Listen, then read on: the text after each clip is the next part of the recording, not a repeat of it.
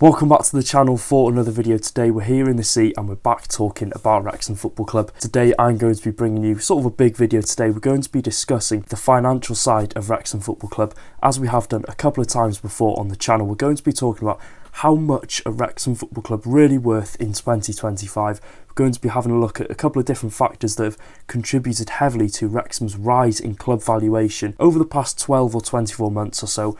And of course, we're going to start off the video with our 1-1 draw at home to Blackburn Rovers yesterday as we continue our unbeaten run in the Championship to 8 games. So before we get going in today's video, if you're looking for the best Wrexham AFC content, it's coming your way on YouTube. Make sure to get down there and click the red subscribe button. We're on the road to 29,000 subscribers.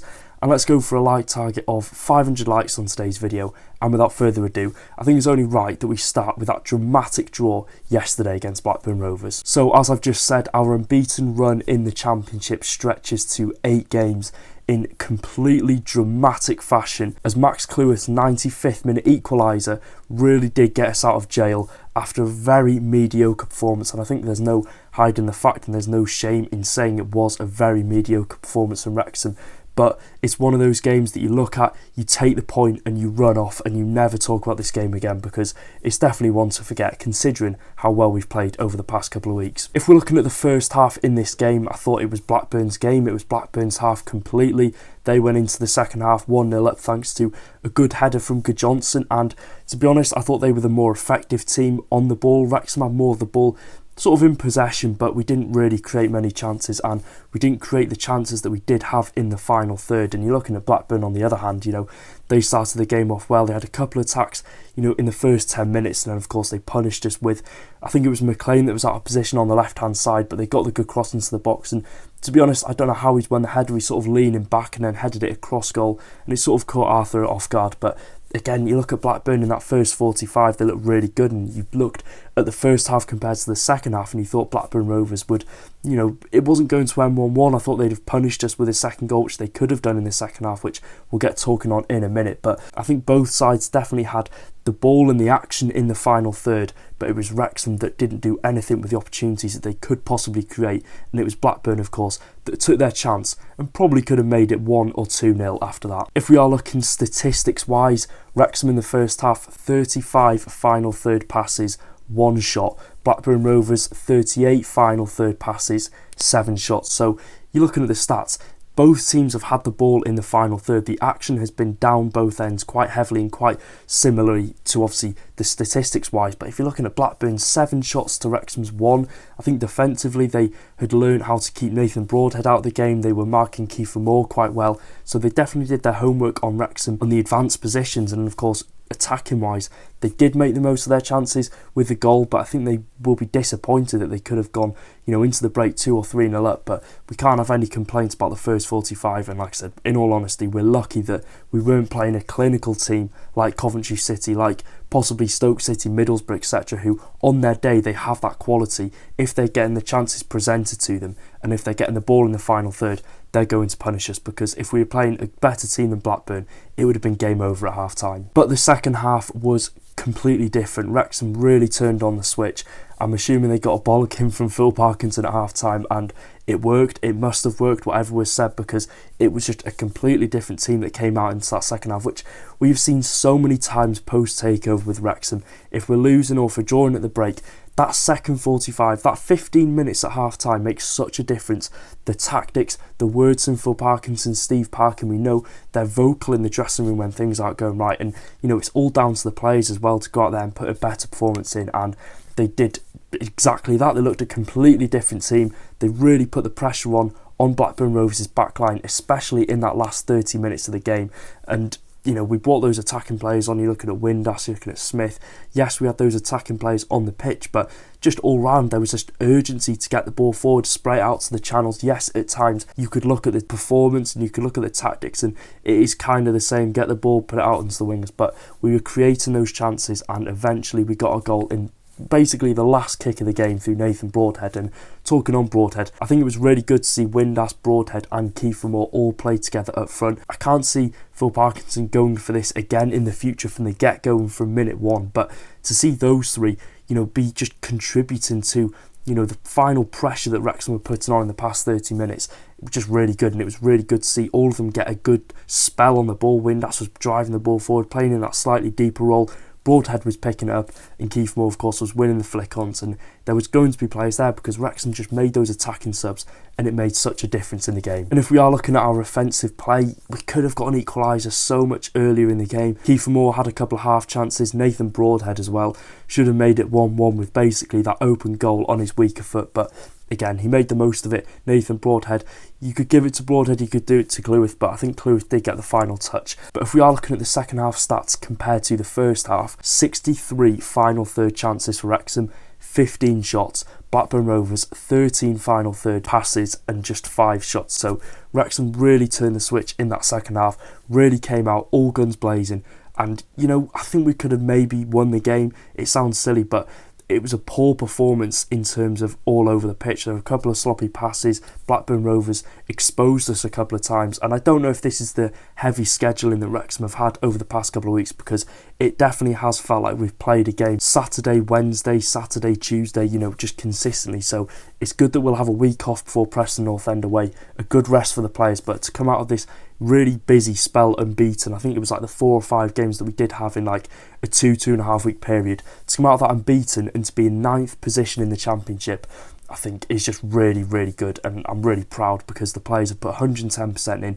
Yes, we might not have got the win yesterday against Blackburn Rovers, it was a poor performance, but in this league you would take any point you get, especially for a newly promoted team like Wrexham. So like I said, we take the point and we move on to Preston on Saturday. So moving on to the topic that you have clicked on this video to see, and that you have clicked on this video because of the title, reads, how much are Wrexham AFC worth? Now, following promotion to the EFL Championship back in April 2025, Wrexham Football Club were valued in the region of £150 million by football finance expert Kieran Maguire, a 7,400% increase from the £2 million that Ryan Reynolds and Rob McElhenney paid for Wrexham Football Club just 4 years ago when Wrexham were in that National League, were the National League team for the past 15 years.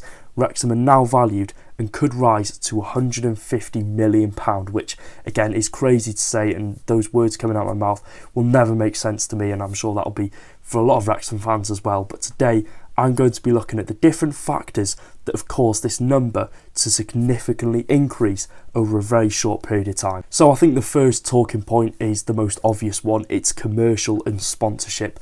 Commercial revenue has just completely soared at Wrexham Football Club. Likewise with sponsorship revenue. If we're looking at the commercial side of things, in the last published financial report, the commercial revenue at Wrexham Football Club rose from £2 million in the previous year in the National League to £13.2 million as a League Two club. That was in the space of a calendar year, and we're looking at this. It's improved sponsorship deals over time. We've secured the deals with the likes of Stoke Cold Brew, of course, buying the naming rights to the racecourse ground, United Airlines becoming the front of shirt sponsor, we've got Meta, we've got HP, a whole host of high named and high profile sponsorship names have come into Wrexham Football Club, and you're looking at the transition from TikTok to United Airlines.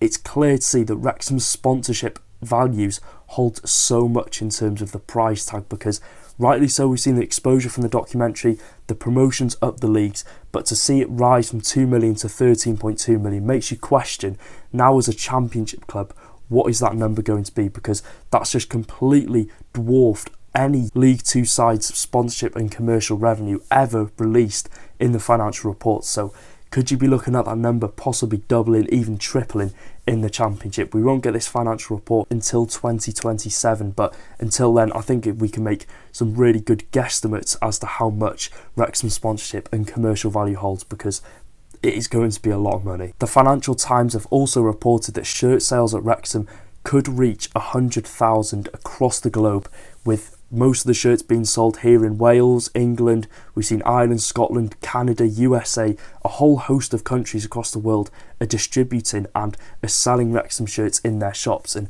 merchandise as well will also have a huge impact on the revenue that Wrexham do generate in the sponsorship and commercial field of things.